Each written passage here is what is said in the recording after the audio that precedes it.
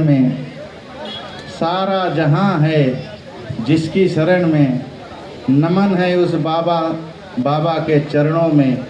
आओ मिलकर चढ़ाएं श्रद्धा के फूल, अंबेडकर जयंती की हार्दिक शुभकामनाएं आप सभी को।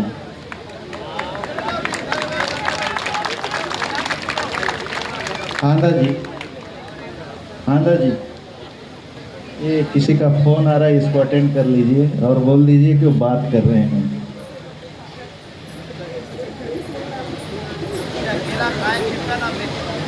तुम्हें बात कह रहा था बाबा साहब भीमराव अम्बेडकर के बारे में, दो पंक्तियाँ।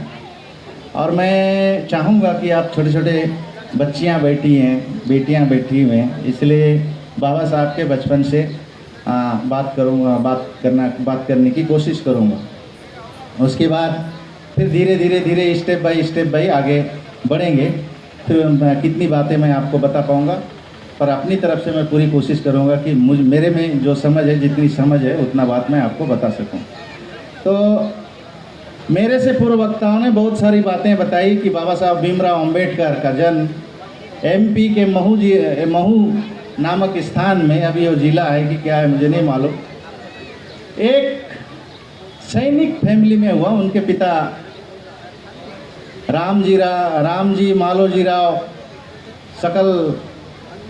सकलवाल के घर, चूँकि उनके पिता सैन्य फौज में सूबेदार थे, तो उनके फैमिली में 14 अप्रैल को हुआ। 14 अप्रैल को होने के बाद उनकी प्रारंभिक शिक्षा दीक्षा महू मध्य प्रदेश में हुई। चूँकि सैनिक पिता के घर में पैदा हुए, इसलिए अनुशासन प्रिय थे। और चूँकि उनकी जो पैदाइशी जो जाति है वो अछूत के कैटेगरी में आता था और महार जाति से बिलोंग करते थे।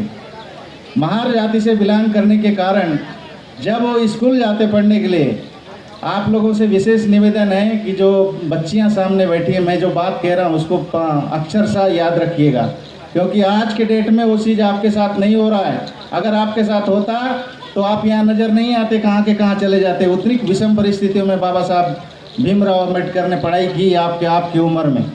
जब भीमराव बाबा साहब अम्बेडकर प्राइमरी स्कूल में प्राइमरी एजुकेशन के लिए गए, तो उस समय में सवर्ण समाज के लोग, उच्च जाति के लोग ही शिक्षक हुआ करते थे। नीची जाति के लोग शिक्षक नहीं हुआ करते थे, और नीची जाति के लोगों को पढ़ने लिखने का अधिकार ही नहीं था, तो शिक्षक बनना तो बहुत दूर की बात है।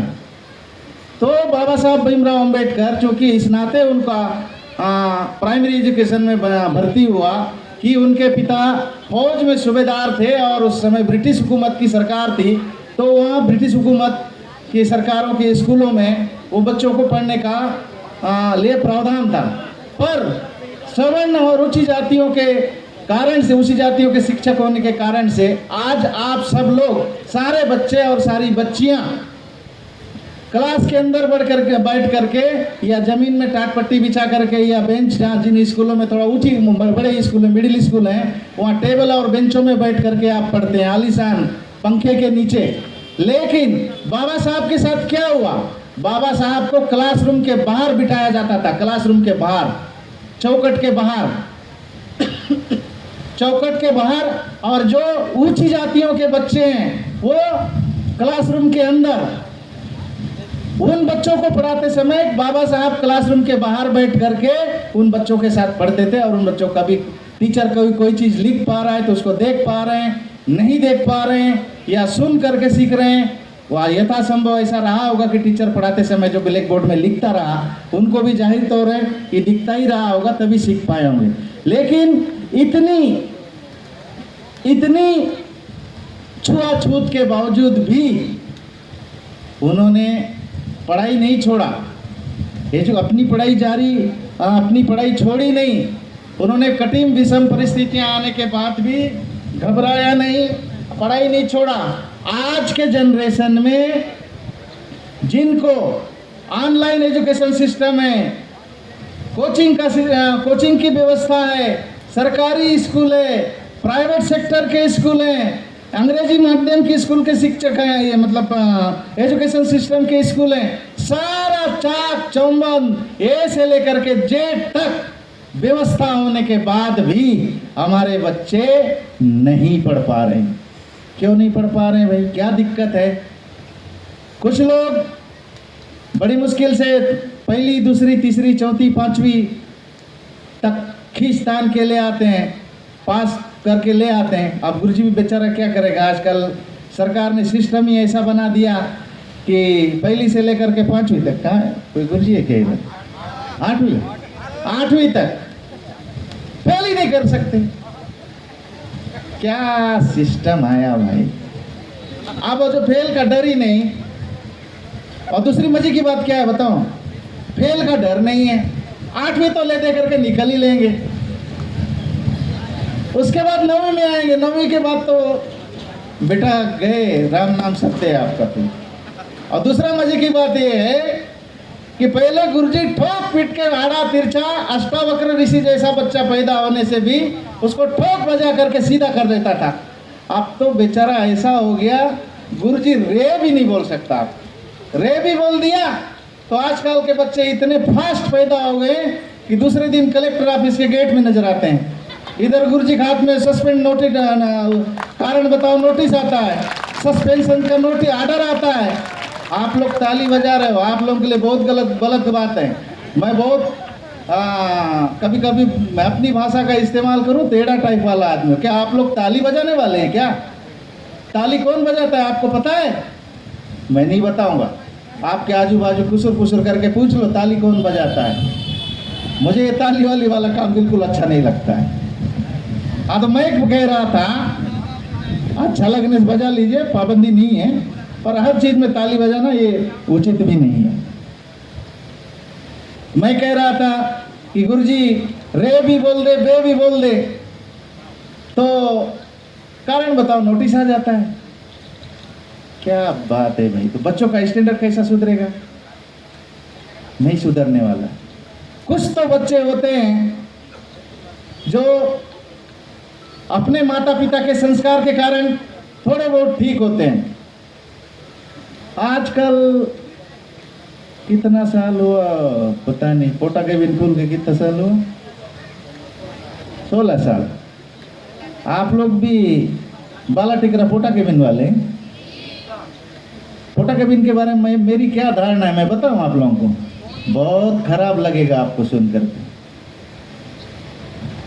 इसलिए ना ही बोला जाए उसके बारे में तो बहुत अच्छा है। पर इतना जरूर कहूँगा, पोटा केबिन स्कूल नहीं है। स्कूल के कुछ अपनी तौर तरीके होते हैं। सरकार ने केवल अपना चमड़ी बचाने के लिए एजुकेशन का जो परसेंटेज है उसको ऊपर लाने के लिए, जो बच्चे ड्रॉप आउट हो गए थे, स्कूल छोड़ लिए थे, साला त्यागी थे, उनको जबरदस्ती ला करके वहाँ डाला गया है।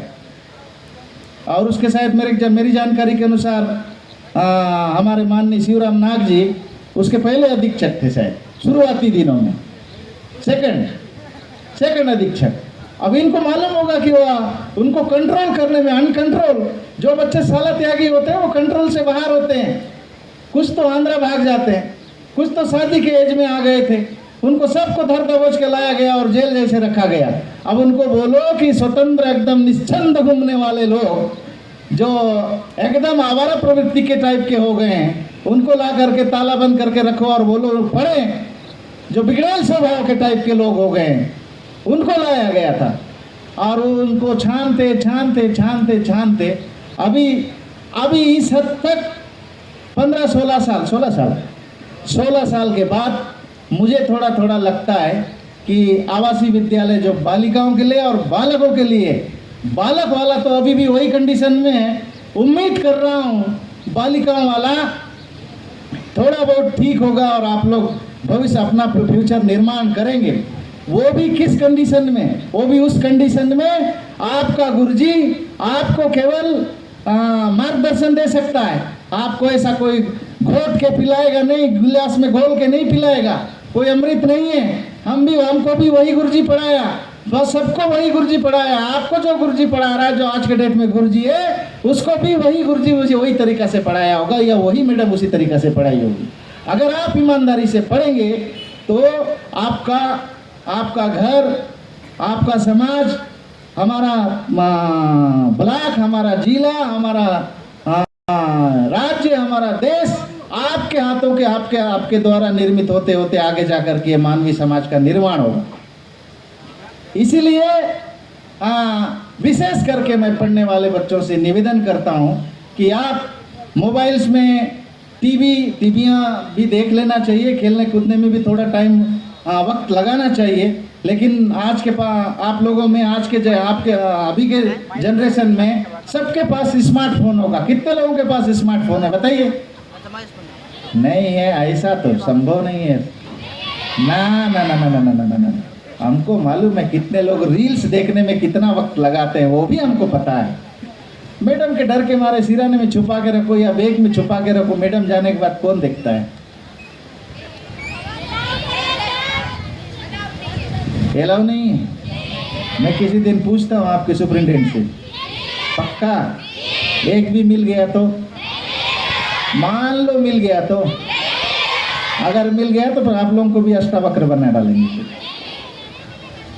चलिए ठीक है, तो कोशिश करिए कि आप अच्छे से अच्छा पढ़ सकें। तो बाबा साहब, मैं अभी थोड़ी बातचीत कर रहे थे पढ़ने वाले बच्चों के बारे में, तो थोड़ा सा बाबा साहब के बारे में बात करते करते ये बात आया। तो बाबा साहब महार जाति से बिलोंग करते थे और पेशवाई के ज़माने में दलित वर्ग के लोग, जो शूद्र वर्ग के लोग, कपड़े को मैं नया कपड़ा खरीदा तो उसको कीचड़ में सान के दे रहा है, 2 अंगुर फाड़ के दे रहा है। आज अभी प्यारी बच्चियों, यहाँ बैठे हुए गणमान्य नागरिकों और टीचर्स बंधुओं और पातिथीगणों, आपको शायद ये जानकर आपको भी पता होगा, बुद्धिजीवी लोग भी बैठे हैं। आप बहुत शान से अभी जब स्वागत कर रहे थे, हमारी बच्चियां स्वागत कर रही थी, हम यहाँ अतिथि के दर्जे पे आए तो बैठे कि बाबा साहब का जो प्यारा रंग है, नीला रंग लगा करके, तिलक लगा करके हमारा स्वागत किया। बच्चियां टिकली लगाती हैं, बिंदी लगाती हैं। वो बिंदी लगाने का अधिकार कैसा मिला पता है? वो भी अधिकार नहीं था हमारे पास। दलितों को, आदिवासियों को, शूद्रों को ये अधिकार नहीं था। शूद्र से अति शूद्र। अबे मैं इस बात को इसलिए बोल रहा हूँ, कुछ लोगों की मनसा भी होगी कि इनको जो टॉपिक दिया गया था वो टॉपिक को शिवराम नागसर और टॉपिक से मेरे को खोल दिए, मुक्त कर दिए, बहुत बहुत धन्यवाद उनका। लेकिन अब मुझे जो कुछ लोगों की मनसा रही होगी कि इस बारे में बात ही करना है, तो थोड़ा उस बारे में भी कुछ बात कर लेता हूँ। तात्कालिक जाति भेदभाव और बाबा साहब अंबेडकर का योगदान, मेरे ख्याल से यही टॉपिक रहा होगा।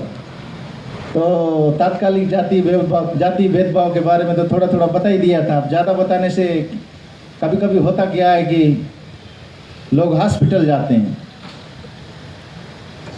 तो हॉस्पिटल जाने वाला बोलना है कि नहीं जाने वाला बोलना है, पता नहीं क्या चाहते हो आप लोग? हॉस्पिटल जाने वाला पक्का? नहीं, आपको समझ नहीं आ रहा है। हॉस्पिटल वाले जाने, हॉस्पिटल वाला आए तो चलो ठीक है, लोग क्या बोलेंगे, ज़्यादा से ज़्यादा 2-4 गालियाँ ही देंगे, उससे ज़्यादा और कुछ तो कर ही नहीं सकते, क्योंकि डेमोक्रेसी है भाई। और डेमोक्रेसी में हम मेरे बाजू में भारत का संविधान है, और ये संविधान मेरे को बोलने की, अपनी विचार अभिव्यक्ति की स्वतंत्रता देता है। मेरी अभिव्यक्ति से अगर किसी को तकलीफ होती है तो मैं उसके पहले, सबसे पहले उसके लिए क्षमा प्रार्थी हूँ। मेरी बात से अगर किसी को सुई की तरह चुभन होगी और किसी को तकलीफ होगी, किसी को माथे में दर्द होगा, किसी को पेट में दर्द होगा, तो मुझे माफ़ करना। तो मैं कह रहा था कि जाति भेदभाव, जाति कहाँ से पैदा हुई? जाति पता नहीं कहाँ से पैदा हुई, पर जा बोलने से भी जाति ही नहीं है, माथे से चिपक जाती है। पैदा होते तब से चिपक जाती है। हम बोल रहे हैं कब से जा मत चिपक जाती तू जा, पर जाति नहीं है। कहाँ से पैदा हुआ भाई? जाति पैदा हुआ, उस जाति पैदा होने से पहले 4 वर्ण पैदा हो गए। वर्ण पैदा होने से पहले भी कुछ और था, फिर उसके बाद वर्ण पैदा होने के बाद फिर ग्रंथ पैदा हो गए, ग्रंथों में बहुत सारे भगवान पैदा हो गए, भगवानों के भगवान पैदा हो गए, और पता नहीं कितने क्या क्या पैदा हो गए। तो 4 वर्ण हो गए, उसके आगे 4 वर्ण के आगे भी कुछ था। 4 वर्ण जब बने, उसके पहले जब लोकतंत्री व्यवस्था नहीं था, लोकतंत्री व्यवस्था के पहले राजाशाही थी, राजाशाही नहीं था, उसके पहले क्या था? कोई बुद्धिजीवी बताएं, जब लोकतंत्री व्यवस्था से पहले राजाशाही था, राजाशाही के पहले क्या था? उसके उस समय भी तो लोग रहे होंगे ना, रहे होंगे नहीं, नहीं रहे होंगे। तो उस समय भी कोई ना कोई व्यवस्था रहा होगा जिसके तहत लोग चलते थे, जिस तरह घर चलता था, जिसके तहत समाज चलता था। तो मैं बताता हूं कि लोकतंत्र के पहले राजाशाही, राजाशाही के पहले कबीलाई व्यवस्था था। और कबीलों में सरदार हुआ करते थे। सरदार कौन और कबीलाई कौन? कबीलों में रहने वाले लोग कौन? कबीलों में रहने वाले लोग आदिवासी, आदिवासियों के टुकड़े टुकड़े ग्रुप, उनका मुखिया जिनको सरदार कहते थे, कबीलों के सरदार। उसके बाद राजाशाही आया। राजाशाही के बाद राजाओं ने, राजा से जमींदार हुए, जमींदार से दीवान हुए, दीवान से फिर एक दुनिया भर के तमाम पदाधिकारी हुए। फिर राजाशाही खत्म हुआ, लोकतंत्र आया। लोकतंत्र में तो फिर लोकतंत्र है। अब लोकतंत्र के बारे में क्या बोलूं? अभी जाति के बारे में बताते बताते कबीलाई, लोकतंत्र, राजाशाही, फिर उसके बाद कहाँ हुआ? फिर 4 वर्ण हुए, ब्राह्मण, क्षत्रिय, शूद्र, वैश्य और शूद्र। शूद्र के बाद फिर और अति शूद्र भी हुए, जो उनसे भी नीचे के लोग। अब बोले ब्राह्मण ब्रह्मा के मुख से पैदा हो गया, क्षत्रिय लेफ्ट वाला हाथ से, राइट वाला हाथ से पैदा हुआ, मुझे नहीं मालूम, पर यहाँ से पैदा हुआ ऐसा बोलते हैं, वहां से। वैश्य पैदा हुआ जान से, शूद्र पैदा हुआ पैर से। और वो शूद्र में आदिवासी, दलित, महार, भंगी, चमार, सारे लोग, बाकी सब ऊपर के। भाई कौन पासी है, कौन चमार है, कौन भंगी है, कौन क्या है, इसको किसने बनाया? इसको बनाया ये 4 वर्ण बनाने वालों ने। 4 वर्ण बनाने वालों ने बोला कि ब्राह्मण ब्रह्मा के मुख से पैदा हो गया, इसलिए भगवान है। भगवान भगवान। मैं ये कबीलाई व्यवस्था के बारे में इसलिए बोल रहा था, ये भगवान तो बाद में आया। हम लोग के कबीलों के सरदार लोग, हमारे पूर्वज उस कबीलों के मुखिया थे। जिस समय यहाँ भगवान क्या, भगवान का बाप भी नहीं था, तब भी यहाँ आदिवासी था। भगवान तो बाद में आया।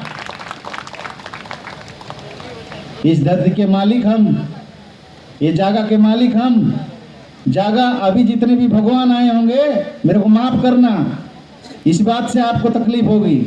इस जगह के मालिक हम, भारत देश के मालिक हम, इस जगह का पूजा पाठ करने वाले हम, जगह की रखवाली करने वाले हम। हमने जगह दिया तब तो आपका भगवान आया।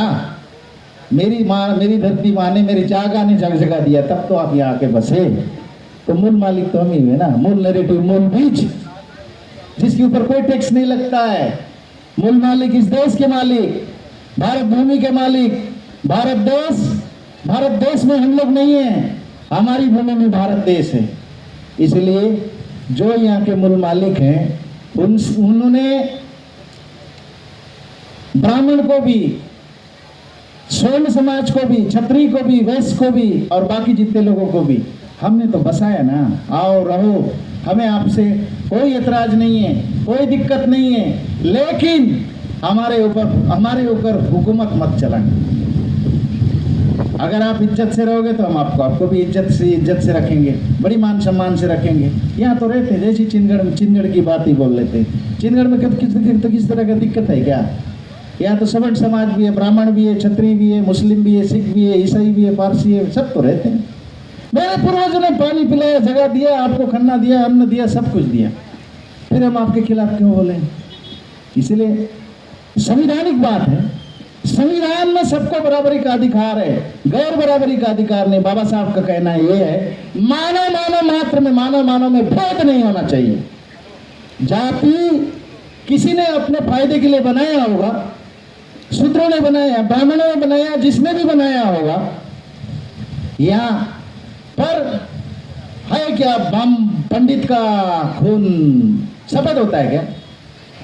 नहीं होता है ना, उसका भी तो लाल ही होता है, हमारा भी लाल होता है, सवर्ण का भी लाल होता है, मतलब महार का भी लाल, समार का भी लाल, शूद्र का भी लाल, वैश्य का भी लाल, सबका ग्रुप अलग हो सकता है। ग्रुप अलग हो सकता है, अलग ग्रुप हो, नेचुरल है, नेचुरल मतलब उसकी प्रकृति का हो, उसको आप एक नहीं कर सकते। फिर सबका एक है तो फिर मानो मानो में भेद कैसा हो गया? सबको दो हाथ है, दो नाक है, दो कान है, दो आंख है, दो पैर है, वो भी वैसे ही है। हाँ, थोड़ा सा संपन्नता के कारण से पहनने ओढ़ाने में थोड़ा दिक्कत हो सकता है, पर सब लोग का तो एक ही वही रंग रूप है, वही भेद है। थोड़ा एरिया वाइज मतलब किसी एरिया में कारण से थोड़ा सा बोली भाषा में या वहाँ की आबोहवा के कारण थोड़ा बहुत कुछ चेंजेस हो सकता है, बदलाव हो सकता है, पर है तो सब मानव। इसलिए मानव में भेद नहीं होना चाहिए।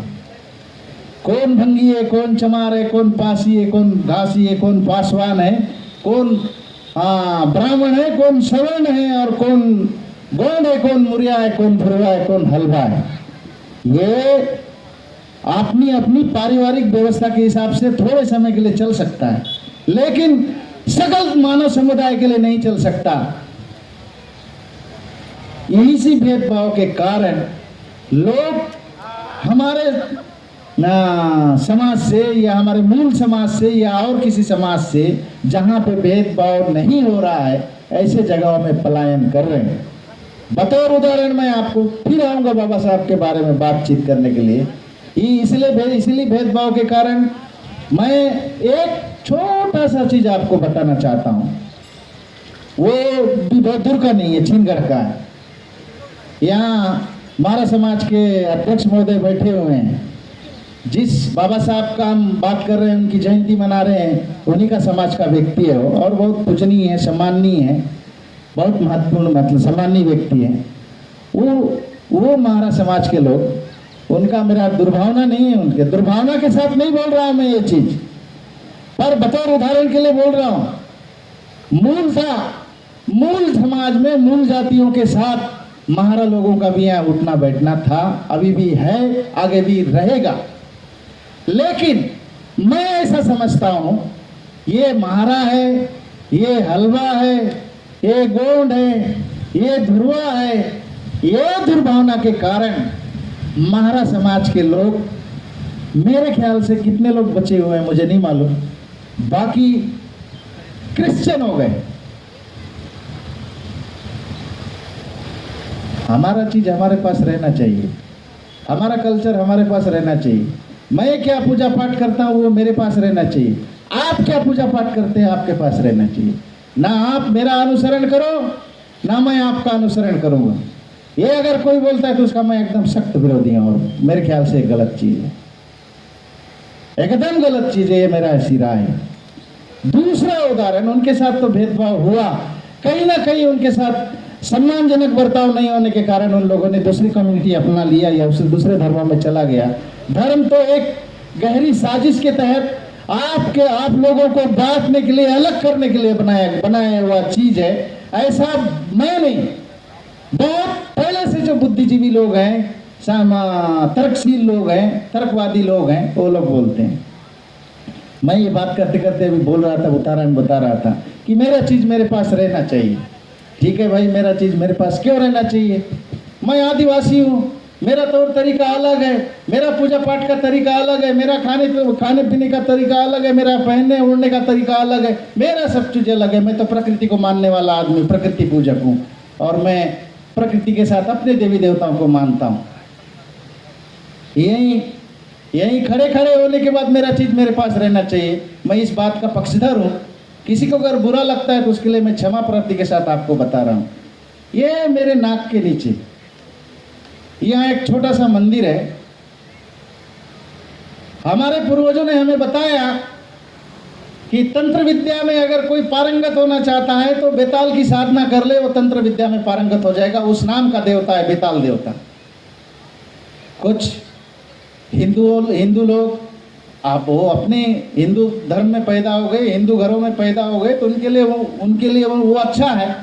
अब मैं तो आदिवासियों क्या पैदा हो गया हूँ, तो मेरे लिए तो गर्व की बात है कि मैं मूल नैरेटिव में पैदा हुआ हूँ। मेरे बेताल देव को आप लोगों ने तथाकथित हनुमान बना डाला। अरे मेरे पूर्वज उनको कहाँ से भोग आधार दे रहे, कहाँ पूजा दे रहे, हम नहीं पूछ रहे। चलो आप पूजा कर रहे हो, उसमें मेरा कोई आपत्ति नहीं। जो मेरा है उसको मेरा तो रहने दो, उसको उसका नामांतरण नहीं करो। आपको किसने अधिकार दे दिया आप उसका नामांतरण करके आप उसको हनुमान बना दी? हम पूजा कर रहे हैं ना कर रहे हैं, आप करो ना, आपके करने से मुझे कोई एतराज नहीं है। पर मुझे इस चीज़ से एतराज है कि जो उसका मूल है उसको अपने यथाशक्ति यथा मूल में रहने दिया जाए, ना करके उसको denting, painting, over oiling, greasing करके आप उसको कुछ नया बना दें। इसके खिलाफ होता हूँ। इस बात से मैं बिल्कुल सहमत नहीं हूँ। आप लोग सहमत हैं क्या? हमारी चीज हमारे पास रहना चाहिए कि नहीं रहना चाहिए? रहना चाहिए ना। तो इसलिए कैसे हमारा चीज हमारे पास रहेगा? कहां से गड़बड़ हो रहा है? अभी आप बहुत सारे शिक्षक बंधु लोग बैठे हैं, कुछ सीनियर टीचर भी हैं, कुछ और लोग भी हैं, कुछ और अन्य कर्मचारी लोग भी हैं। वो लोग एक गलती कर रहे हैं। गलती क्या कर रहे हैं ऐसा मैं समझता हूं। गलत क्या हो रहा है? पहले जब एजुकेशन नहीं था तो बेरोजगारी नहीं थी। क्यों राजू काका? जब लोग पढ़े लिखे नहीं थे तो कोई बेरोजगार था क्या? लकड़ी वाले के पास लकड़ी का काम था, लोहार के पास लोहा का काम था, राजमिस्त्री के पास राजमिस्त्री का काम था, जिसके पास कोई हुनर नहीं वो कूली मजदूरी करता था, पर सबके पास काम था, कोई बेरोजगार नहीं था। एजुकेशन आया तो आपको ऐसा एजुकेशन दिया गया जिससे आप केवल चपरासी, गुरजी, पुलिस, यथाशक्ति अभी थोड़ा थोड़ा होते होते आगे बढ़ रहे हैं, उसके आगे कुछ नहीं बढ़ सकते। ऐसा वाला एजुकेशन दिया गया। ना उसमें टेक्निकल है, ना कुछ सीख सकते हैं, ना कुछ नहीं। एक तरह से आप पढ़े लिखे पुतले कहे जा सकते हैं, जो कुछ कर ही नहीं सकता, इसलिए पुतला बोल रहा हूँ। पुतले कहे जा सकते हैं, ऐसा सिस्टम एजुकेशन। पर एजुकेशन ना होना भी गलत था। पहले हमारे पास कोई बेरोजगार नहीं था, सबके पास काम था, तो हमारा शारीरिक विकास तो हो रहा था लेकिन बौद्धिक विकास नहीं हो रहा था। अभी शिक्षा आई, बौद्धिक विकास हो गया, तो बौद्धिक विकास होने के साथ साथ एक बड़ा चीज नुकसान कर रहा है। कोई गुरुजी है या कोई फॉरेस्ट वाला है, कोई पटवारी है, कोई पुलिस वाला है, या कोई अन्य कर्मचारी है, या कोई सीनियर गुरुजी है, तो अपने बच्चों को क्या करता है? भाई अच्छा एजुकेशन दिलाऊंगा, इंग्लिश मीडियम स्कूल में भेजता है। आप लोगों के लिए बात बोल रहा हूँ, आप लोगों के लिए। ये तो इधर वाले और इधर वाले जो आजू बाजू और पीछे वाले तो अपना काम कर लिए, ये आप लोग के लिए। इंग्लिश मीडियम स्कूल में जाता है बच्चा, जाता है और एक आध साल 6 महीना में पढ़ के आता है, और फिर उसके बाद बोलता है, हल्दी में बोले तो आया बाबा, गोंडी में बोले तो यायो बाबो, दुर्गा बोलते नहीं वाले है, या ताता। कितना अच्छा शब्द था, पर उसका सत्यानाश, बेड़ा गर्क हो गया। तो ब्रह्मा के मुख से पैदा हुआ, श्रेष्ठ आदमी हूं, तो लोगों ने बोला हाँ ठीक है, ये भगवान, ये तो कोई काम नहीं करना है, आप खाओ, हम आपको खिलाएंगे, खाओ आप। वो खाते खाते ऐसा खाऊ हो गया कि स्थायी रूप से स्थायी खाऊ राम हो गया। वो कोई काम धाम नहीं, वो इसके घर में पूजा पाठ करेगा, उसके घर में पूजा पाठ करेगा और सिर्फ खाएगा। कमाएगा कौन? वैश्य और शूद्र, क्षत्रिय, वो लड़ाई भड़ाई करेगा। परखा और उनको विदेश भेजा, क्या बोलते हैं, Columbia, Oxford, Columbia University, Oxford University से उन लोगों ने 32 डिग्रियां हासिल की। और बड़ौदा के महाराज के पास जब दीवानगिरी करने के लिए गए तो इससे भी बदतर से बदतर किस्मत क्या होगा। तो बड़ौदा के महाराज के पास दीवानगिरी करने के लिए गए, क्योंकि उनके पैसा से विदेश से पढ़ के आए थे, तो उनको रहने के लिए किराए का रूम नहीं मिला। क्यों? सिर्फ इसलिए कि तुम महार हो और अछूत हो। कोई किराए का रूम देने को तैयार नहीं। एक पारसी की यहाँ, उसको भी पारसी को गफलत में डाल के कुछ 2-3 महीने तक रहे। उसके बाद जब पता चला कि ये महार हैं और बड़ौदा महाराज के पास दीवान का काम करते हैं, तो वहाँ से भी झगड़ा होकर निकल गए। ऐसी ऐसी स्थितियां आई, नौबत आई, तब भी उन्होंने घबराया नहीं, पीछे नहीं मुड़ा, पीछे मुड़ के नहीं देखा। और ब्रिटिश हुकूमत के समय एक बात और, महारों के खून में बहुत अच्छी अच्छी चीजें हैं। बहुत महार लोग बहुत चतुर होते हैं, चालाक होते हैं और लड़ाकू टाइप के लोग होते हैं। पर सेना में थे, एक वाकया आया महार रेजिमेंट का। ये पेशवा के जमाने में, मराठा के जमाने समय की बात है। 500 महारों का एक रेजिमेंट हुआ करता था। 500 महारों ने 2800 मराठाओं को मिट्टी में मिला दिया, धूल चटा दिया। ये वो महार हैं, इनके खून में वो चीज है, जिसके खून में ये सारा चीज हो, जिसका बाप सूबेदार हो सैनिक में। और महार रेजिमेंट के 500 महार अगर 2800 मराठाओं को धूल चटा सकता है, तो कोई ना कोई उनके ब्लड में कोई ना कोई अच्छाई होगी या चतुराई होगी या चालाक लोग हैं। ऐसा तो हमारे लोग भी बोलते ही हैं कि यहाँ के लोकल लोग कि ये चालाक किस्म के लोग हैं, और वास्तव में हैं। और इनका खून में जो चीज़ है उसको तो नकारा नहीं जा सकता। तो वो अछूत पैदा हुए और आजीवन उसमें रहने के बाद उसने जब उनके जीवन देहांत से पहले उन्होंने कहा कि मैं अछूत पैदा हुआ हूं लेकिन अछूत मरूंगा नहीं।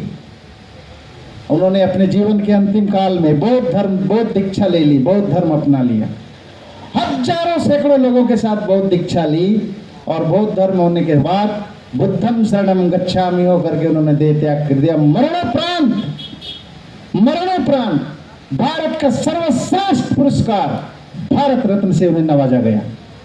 उन्होंने शिल्पकार की हैसियत से, शिक्षाविद की हैसियत से, दार्शनिक की हैसियत से, इतिहासकार की हैसियत से, अर्थशास्त्र की हैसियत से, अर्थशास्त्री की हैसियत से, दार्शनिक की हैसियत से, मानववाद की हैसियत, चिंतक की हैसियत से और ना जाने किन किन तरीकों से अछूत समाज का उत्थान करने के लिए, मानव समाज का उत्थान करने के लिए उसने अपनी भूमिका योगदान दी। अब उसके योगदान के बारे में अगर हम यहाँ बात करें तो मैं यहाँ 3 दिन तक ऐसे खड़े रह करके बात करूं। 3 दिन तक, 3 दिन मतलब 12 दूनी 24, 24 दूनी 48, 24 दिया 72 घंटे में भी मैं अगर ये 72 घंटे भी आपसे बात करूं तो मुझे नहीं लगता है कि मैं बाबा साहब के कर्मों का और उनके योगदान का 10% भी मैं आपको बता पाऊंगा, क्योंकि मैं बाबा साहब भीमराव अंबेडकर के चरणों के धूल के बराबर भी नहीं हूं। उनकी योगदान की चर्चा मैं आपके साथ क्या कर सकता हूं, तो आप आगे जाकर के खुद जानेंगे। महामानव बोधिसत्व भारत रत्न बाबा साहब अंबेडकर के बारे में मेरे अलावा बोलने वाले और लोग भी हैं। इसलिए मैं क्षमा प्रार्थी के साथ अपनी बात यहीं खत्म करता हूं। आगे जाकर के आप लोग अच्छे से पढ़िए। धर्म कर्म तो आप करिए, धर्म का पता नहीं, धर्म के बारे में तो मैं नहीं बोलूँगा। मेरे बात सुनने वाले लोगों को जो किसी भी संप्रदाय से हो, किसी धर्म विशेष से हो, उनको अगर गलत लगा हो, उनको अगर ठेस पहुँचा हो, किसी तरह से उन्हें मेरी बात अप्रासंगिक लगी हो, तो ये चूंकि मेरा निजी राय है और अगर उन्हें किसी प्रकार से दुख पहुँचा, तकलीफ पहुँचा, मेरा मकसद ये नहीं था कि मैं किसी को ठेस और तकलीफ पहुँचाऊँ। मेरा मकसद जो था, मुझे ये बात कहनी थी बाबा साहब जयंती के अवसर पर, जब तक हम ब्राह्मणवाद और जाति धर्म ये सारे के सवालों पर, इसियों पर चर्चा ना करें, तो मैं नहीं समझता हूँ कि हम बाबा साहब अंबेडकर का जयंती मना रहे हैं, जन्मदिन मना रहे हैं, ऐसा मुझे आभास हुआ। इसलिए बड़ा, अगर ऐसे किसी व्यक्ति को, किसी मानव को अगर ऐसा लगा हो तो मैं पुनः क्षमा चाहता हूं और अपनी बात यहीं ख़त्म करता हूं, इस आशा के साथ, इस उम्मीद के साथ कि जो पढ़ने वाले बच्चे यहाँ बैठे हैं वो प्रगतिशील बनेंगे, चिंतक बनेंगे, तर्कशील बनेंगे, वैज्ञानिक बनेंगे। वैज्ञानिक इसलिए कि मैंने कहा कि कोई मुख से, कोई जान से, कोई बाँह से, कोई जान से, कोई पैर से, ऐसा नहीं है। हमारे हिसाब से हम केवल एक ही चीज़ जानते हैं, तार्किक और वैज्ञानिक। जब माँ 9 महीने तक गर्भ धारण करके उसको पालन पोषण करेगी, गर्भ में रहेगा बच्चा और माँ के कोख से ही पैदा होता है, कोई मुख से नहीं, कोई जान से नहीं, कोई बाँह से नहीं, कोई पैर से नहीं। सबका एक ही आइडियोलॉजी है जो बताया अभी हो। तो मैं उम्मीद करता हूँ कि मेरी बात आपको समझ में आई हो, और ना आई हो तो उसके लिए भी मैं क्षमा प्रार्थी हूँ। इसी बात के साथ मैं अपनी बात को यहीं ख़त्म करता हूँ। जय भारत, जय छत्तीसगढ़, जय भीम, जय नमो बुद्धाय, नमस्कार। Thank you.